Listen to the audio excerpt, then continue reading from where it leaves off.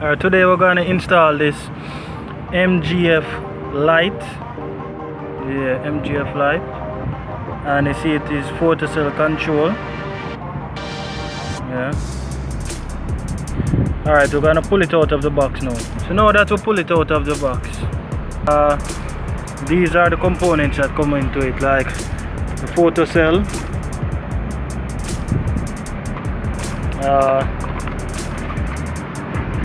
the mounting kit. This is the mounting kit right here.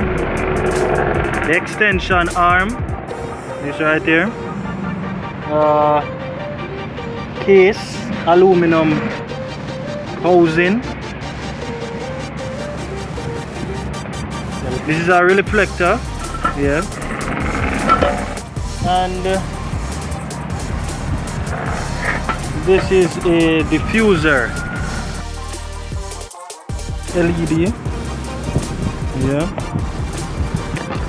Also, this has a big bulb. This is a big bulb.